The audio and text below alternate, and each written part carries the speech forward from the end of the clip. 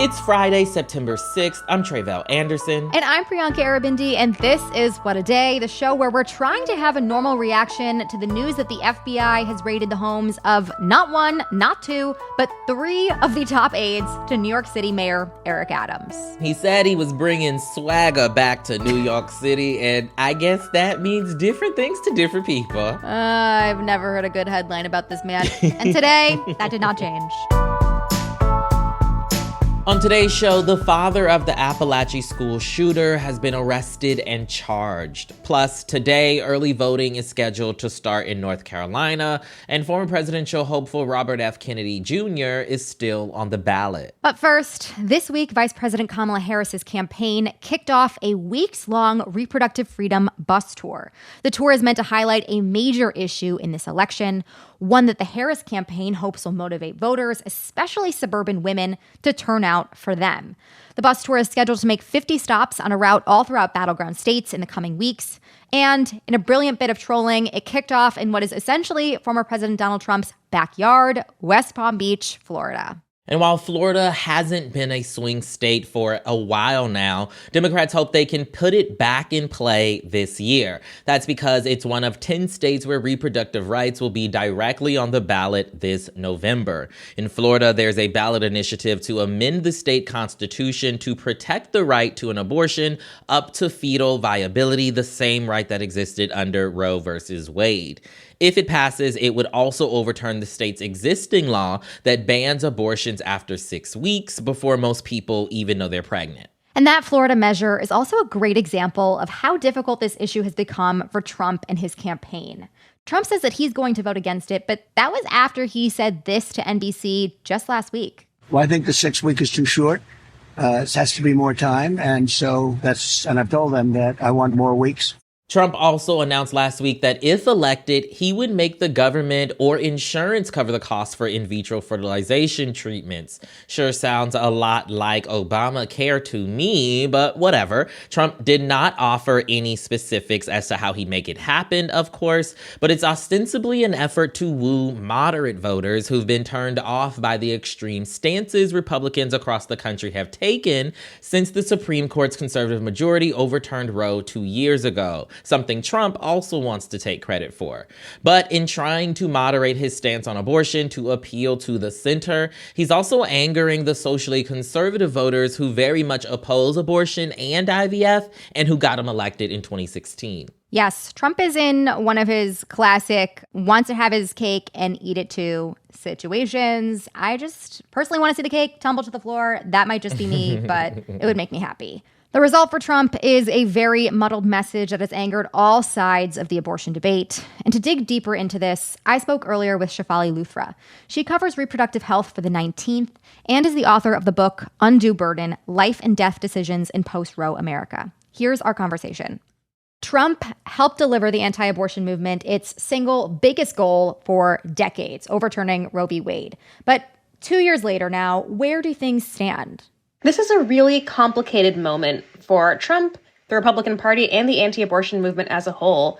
And what we're seeing here is the party really wrestling with the fact that what they have wrought is very unpopular. You can even look at states where abortion is banned.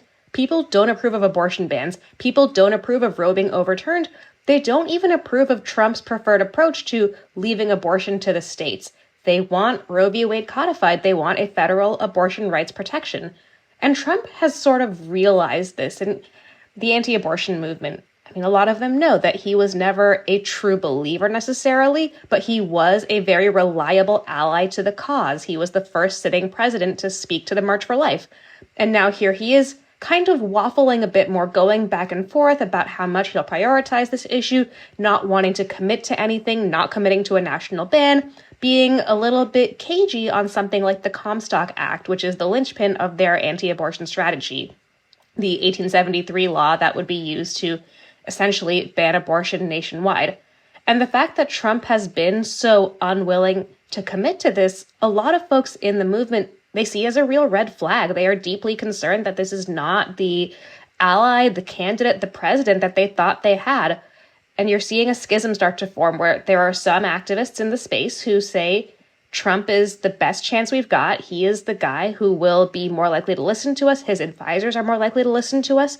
And you see others who are saying, well, should we really be going door to door for someone who doesn't have us at the center of the movement anymore the way he used to? And it's a source of real tension and real schism. And just to the extent that Trump really outlines a policy position on anything, what is his campaign stance on reproductive health and abortion during this election cycle? Excellent question. Trump said after the DNC that he will be great for women's reproductive rights. We don't know what that means or how he would do it. He has said he wants to make IVF free for everyone, covered by insurance for everyone, even though that is very unlikely to happen. That would require Congress to pass. That is in conflict with the fetal personhood ideology the Republican Party endorsed at its own convention. So very all over the place. But where he has been somewhat consistent, at least as of late, is saying, I want to leave it up to the states. I don't want to pass a federal abortion ban yet, which in some ways wasn't really going to happen because they weren't going to have the votes to do that to begin with. I mean, they could not get the ACA overturned, let alone get a national abortion ban. And so right now, I think what we can say is Trump's policy, still trickier to say because he is so unpredictable on this. He is so, frankly, agnostic personally on abortion. But at least right now, he appears to be showing some awareness that there is a real political downside to banning abortion nationwide. One of the best examples of Trump's back and forth on the issue just happened in Florida, in his home state. Last week, he both criticized the state's relatively new law that bans abortions after 6 weeks, but he also said that he would vote no on a ballot measure that would enshrine abortion protections in the state's constitution. How has that sort of played out with anti-abortion Republicans so far? What that has shown to me, and frankly to folks in the anti-abortion movement, is that they still have a lot of influence over what Trump says and does. Trump came out and said the 6-week abortion ban in Florida is too tough, it's too punitive. He has said that before because he has seen the polls that show that the 6-week ban in Florida is very unpopular. But he never said, even in that interview, that he would be voting for this ballot measure that would protect abortion up until fetal viability in Florida, essentially giving Florida its own statewide version of Roe v. Wade. But his comments really freaked out anti-abortion activists who called him, and they spoke to him, and they essentially got him to backtrack the next day so that he said, I still oppose this 6-week ban, but I think this Florida ballot measure is too extreme, so I won't support it. But Trump is leaning on this talking point of trying to characterize Democrats as extreme because he knows that the Republican Party is suffering from a real trust deficit with voters on this issue, and that abortion is becoming much more salient, much more relevant for voters, especially young women voters. Definitely. You're leading right into my next question. Abortion, as we know, helped minimize Democratic losses in the 2022 midterms, despite all of the other signs pointing to a Republican wave. Measures that protect access to abortion have passed every single time they've been on a state ballot, even in these really conservative states. So, as we know, most Americans support abortion access. But, while the more extreme people might be upset by Trump's turn here, could this actually end up helping him with Republican voters? And is he just saying this to try and win the election? It's very clear that the Trump effort to rewrite his policy on abortion is trying to sort of staunch the bleeding, to lose as few voters as possible for exactly that reason, because you do see that voters are coming out in favor of abortion. And one thing that I think is really important about those ballot measures, it's not just Democrats who are voting for abortion rights. You can look at the results from Kansas, from Kentucky, from Ohio, and you saw a lot of Republican voters crossing over to vote in favor of abortion rights. Now, obviously, that's easier to do when abortion is isolated on the ballot, and we don't know if, given the choice between Trump and Harris, they would say abortion is still more important to me than everything else, that I would, in fact, vote for an abortion rights candidate versus one who is not. But what we're seeing with Trump is he doesn't want to take any chances because the more abortion-supporting voters he can pull toward him, the better his odds are in what's a very close race now. So could we actually kind of see big chunks of the Republican Party abandon Trump ahead of the election over this? I mean, it seems like he's trying to have it both ways here, but it's not likely that these most extreme people would vote for Vice President Kamala Harris Trump is still the president who helped overturn Roe. What do you think will happen there? It's a great question, because you're absolutely right. The abortion opponents out there are not going to come out and vote for Kamala Harris. There is some question, would they stay home? I'm pretty skeptical of that, because when you look at rank and file evangelical voters, who are often the ones who support abortion bans, they love Trump. They are going to come out and vote for him. The real question is those swingier voters who don't approve of Trump on abortion, who might be willing to either not vote or reconsider voting for Harris, and whether they will join that coalition to join Trump. But I would be very, very surprised if Trump starts cratering among abortion opponents when he has handed them one of the most important policy victories of their lifetimes. That was my conversation with Shefali Luthra. She covers reproductive health for the 19th and is the author of the book Undue Burden: Life and Death Decisions in Post-Roe America. Thanks for that, Priyanka. In other news, during a campaign stop in Arizona on Thursday, Republican Vice Presidential Candidate J.D. Vance told an audience that 10,000 votes stood between Donald Trump and victory in Arizona in 2020. But the crowd didn't want to hear it, yelling at Vance that the election was quote-unquote stolen. Look, we lost Arizona. 10,000 votes was the difference between Arizona going for Donald Trump and 10,000 going for Joe Biden. Yeah, there were a lot of problems. The Arizona GOP has been taken over by election deniers, and that's given Democrats new life in the Grand Canyon state. Jane Coaston is a former politics reporter for Vox and New York Times opinion contributor. She's been speaking to reporters and state legislators about the presidential race, the Arizona GOP, and what ballot issues are most critical for Arizonans this November. I started by asking her how conservative politics in Arizona have changed over the last 30 years. There's been a massive shift in Arizona politics. I spoke with Lorena Austin, who is a member of the Arizona State Legislature. They are the first non-binary member of the Arizona State Legislature. And they said, look, generational change is happening. The state is becoming more diverse, more purple. You're also seeing that the Republican Party is becoming more extremist. It's kind of locked in a purity cycle. Only election denialists and crazy people win the primary, and then they lose, and then they yell about how they actually won because the election was stolen from them, and they just keep doubling down and doubling down and doubling down. Now, was there anything that Lorena told you that surprised you? Something that was really cool to me to hear was just how much they have been able to stand up for LGBTQ folks in Arizona.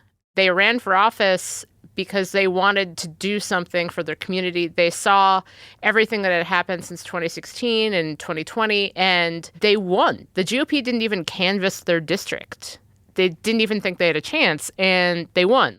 Our conversation really gave me an idea that there's a lot to look forward to for Arizona politics, especially for Democrats. I think that was something that surprised me. I think I'd gone into the conversation a little worried about Arizona and where it's going, and I came out of that conversation feeling, still worried, but good worried? That's a word. Yeah, good worried. Go with that. So how would you say we kind of got to this point where the Arizona GOP is so absurd that now Democrats have a fighting chance?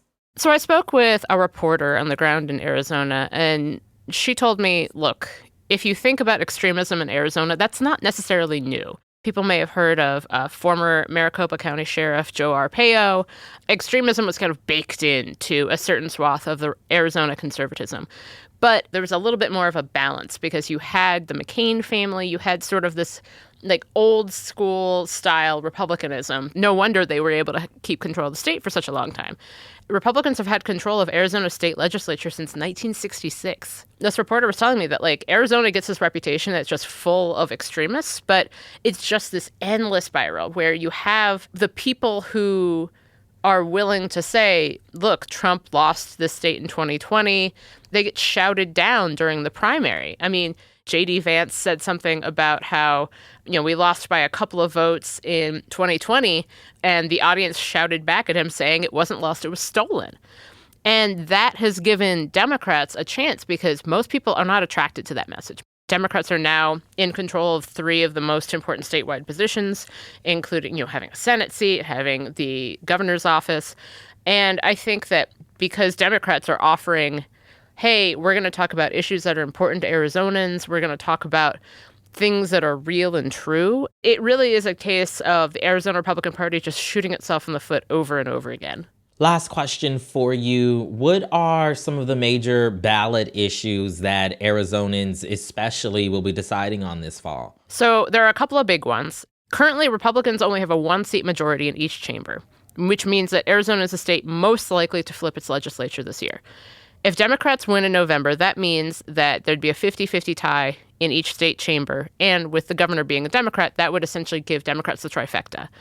And there are massive issues taking place right now in Arizona. First and foremost is the abortion ban. The abortion ban that is from 1864. The ballot issue to overturn that is Prop 139. You have Prop 137, which, if it passed, would give lifetime appointments to judges, which was a really bad idea.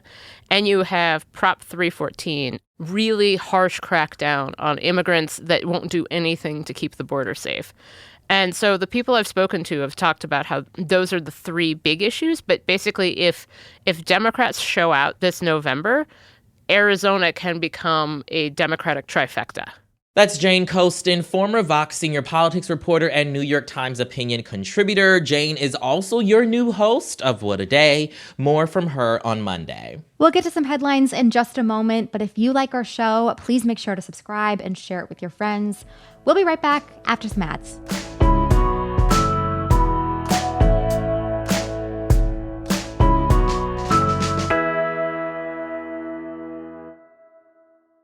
What a Day is brought to you by Mint Mobile. With big wireless providers, what you see is never what you get. Mint Mobile is different. When Mint Mobile says you can get an unlimited plan for $15 a month when you purchase a 3-month plan, that is what you'll get. To get this new offer, go to mintmobile.com/whataday. That's mintmobile.com/whataday. There is a $45 upfront payment required, equivalent to $15 per month, and that's for the first 3-month plan only. Speed slower above 40 gigabytes on unlimited plan. Additional taxes, fees, and restrictions apply. See Mint Mobile for details. What a Day is brought to you by Brooklinen. Brooklinen's new arrivals are the perfect curation of everything you need for autumn. Style your bed with layers like the cable knit throw blanket or their lightweight cotton quilt, the perfect option as an additional layer in the fall months or for a cozy up on the couch. Okay, Treval, I don't know if you know this about me, but my in-laws are staying with me for the next 2 months. News I'm sharing. And I have now, to make them feel comfortable, taken our good Brooklinen sheets off of my bed to put on their bed because guests deserve the best. And my Brooklinen sheets are the best thing I own, basically. They're the nicest thing I own. So that's how good they are. I'm having my in-laws stay on them. And I like my in-laws. If I didn't like my in-laws, maybe that would be an insult, but it's not. Brooklinen products are meant to be loved and lived in for years to come. Are you ready to build your dream fall bed? Visit in-store or online at brooklinen.com. That's BROOKLINEN.com and get 15% off of your first order. This show is sponsored by BetterHelp. I was just thinking. One summer, I tried to join the diving team. Ooh! I could not complete a single dive, so I didn't really get to compete. But I think it would be really lovely to go back and learn how to dive. Like, I think it's really cool to be able to jump off the side of the pool and not, like, kind of belly flop. Yeah. Right? But that got me thinking. Kids are always learning and growing, but as adults, sometimes we lose that curiosity and willingness to learn new things. Therapy, it can help you reconnect with your sense of wonder because your back-to-school era can come at any age. If you're thinking of starting therapy, give BetterHelp a try. It's entirely online, designed to be convenient, flexible, and suited to your schedule. Just fill out a brief questionnaire to get matched with a licensed therapist and switch therapists anytime for no additional charge. Rediscover your curiosity with BetterHelp. They might not be able to teach you how to dive, but they can help you with that part. Visit BetterHelp.com/WAD today to get 10% off your first month. That is BetterHelp, HELP.com/WAD. Let's get to some headlines. Headlines. Georgia police announced on Thursday that they have arrested and charged the father of the suspect in Wednesday's fatal shooting at Appalachia High School outside of Atlanta. Colin Gray was charged with 4 counts of involuntary manslaughter, 2 counts of second-degree murder, and 8 counts of cruelty to children. His son, a 14-year-old student at the school, is accused of killing 2 students and 2 teachers with an AR-style rifle. 9 others were hospitalized with injuries. Police say that they plan to try the teenage suspect as an adult. The shooter's father was questioned by law enforcement officials more than a year ago after the local FBI field office received a tip about his son making online threats about a school shooting. Citing anonymous sources, CNN reported on Thursday that the father told investigators he bought the gun used in the shooting in December as a holiday present for his son, just months after he had been interviewed by police about those threats. You heard all of that correctly. After this man had been interviewed by the FBI about threats that his son had been making online, he went out and, for Christmas, bought this kid an automatic rifle. It is baffling, stunning, disgusting. Former President Donald Trump pleaded not guilty to criminal charges on Thursday in a revised federal indictment for his election interference case. Federal Judge Tanya Chutkan said a potential trial will not start before Election Day, but a new indictment means new evidence in the case could be made public just weeks before Election Day. Chutkan released a new schedule on Thursday after proceedings were previously tied up in the Supreme Court over Trump's claim that he was immune from being charged for actions he took as president. The new schedule gives prosecutors a deadline of September 26th for their opening brief, and the defense team will have until October 17th to respond. The briefs are expected to lay out the evidence against Trump and could contain potentially explosive new information about the prosecution's case. After the briefing, the court will decide if and when a trial will take place. But either way, the timing tees up some potentially big drama in October. Great, just what we need. Nothing important happening in November. Nope, not at all. On Thursday, Hunter Biden pled guilty to 9 charges related to federal tax evasion and fraud. He is set to be sentenced on December 16th. Jury selection for his tax evasion trial was scheduled to begin on Thursday before the last-minute guilty plea was announced. Biden will not receive a reduced sentence as a result of pleading guilty, and he now faces up to 17 years in prison, although he is still unlikely to receive the maximum sentence. Earlier this year, the president's son was convicted on 3 federal gun charges. White House Press Secretary Karine Jean-Pierre said once again on Thursday that President Joe Biden will not pardon his son or commute his sentences. A North Carolina judge has denied a request from failed presidential candidate and guy who won't stop doing weird things with dead animals, Robert F. Kennedy Jr., to be removed from the state's presidential ballot. The state's first absentee ballots were scheduled to go out on Friday, but that process could be delayed as RFK Jr.'s lawyers appeal the judge's decision. His lawyers are arguing that their client completed the process to have his name removed and that keeping him on the ballot is a violation of his free speech rights. According to a North Carolina state elections official, they have already printed almost 3 million ballots, so removing RFK Jr.'s name would be a costly change. After dropping out of the presidential race last month, RFK Jr. endorsed former President Donald Trump, and out of fears of cutting into Trump's support, his campaign successfully removed his name from ballots in swing states including Georgia, Arizona, and Nevada, but so far they've been unable to do so in Michigan and Wisconsin, as well as North Carolina. And in sports news, the U.S. Open women's semifinals are taking place as we record this episode. 2 American women made the semis, Emma Navarro and Jessica Pegula, though Navarro will not advance. TBD about Pegula, we have our fingers crossed and the match is on in the background of our recording. The women's final will take place Saturday at 4 p.m. Eastern. One of the men's semifinals on Friday will feature a head-to-head match between 2 Americans. Taylor Fritz and Frances Tiafoe will battle it out for a spot in the finals. Should be a really exciting match. And this means that regardless of who wins here, there will be an American man in the U.S. Open finals. This will be the first American in the men's final since Andy Roddick back in 2006, almost 20 years ago.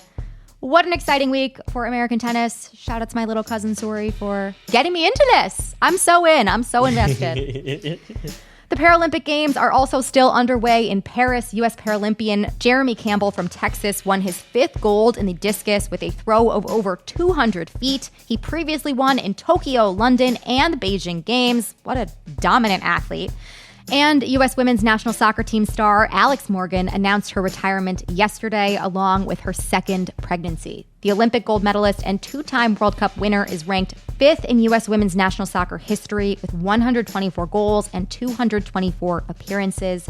She will play her last game on Sunday. What a roundup of American sports we got going on. Listen, so much going on in Sportslandia. I wasn't aware, Priyanka. I was aware of like 50% of this, but listen, the sports are enough to make some patriotism surge into my body. I feel moved by what I'm seeing on the television. Listen, we got to take what we can get at this point. Exactly. And those are the headlines.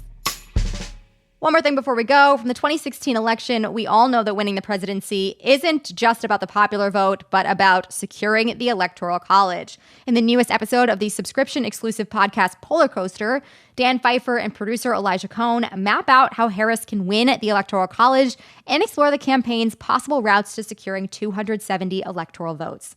To check out Dan's subscriber-exclusive show and so much more, subscribe to Friends of the Pod on Apple Podcasts or at crooked.com/friends. That is all for today. If you like the show, make sure you subscribe, leave a review, keep RFK Jr. on the ballot and away from all mammals, and tell your friends to listen. And if you are into reading and not just the USA Paralympic team's daily medal counter like me, What A Day is also a nightly newsletter. Check it out and subscribe at crooked.com/subscribe. I'm Priyanka Arabindi. I'm Tre'vell Anderson. And Mayor Adams, spare us your swagger. Just a little We don't too much. want it. Turn your swag off, please. Hop about the bed, turn your swag off. Exactly. Mm-hmm. That's how I remember it going.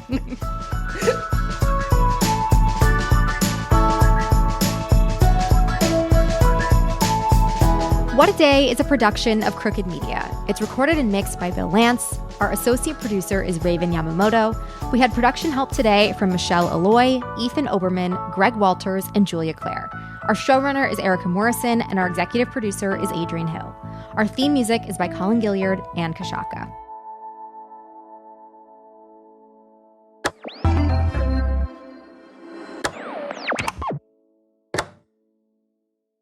This is the famous footwear that makes us actually want to go back to school. With the newest styles from all your favorite brands, like Nike, Adidas, Crocs, Converse, New Balance, Birkenstock, and more. You'll find everything kids want, all at prices parents can appreciate. Because you don't have to overspend to make it famous. Famous Footwear even has fit experts in store to make sure you get the right size every time. So, for the perfect fit, make it famous. Plus, right now, save up to $30 extra when you shop your local Famous Footwear or famous.com. Some exclusions apply.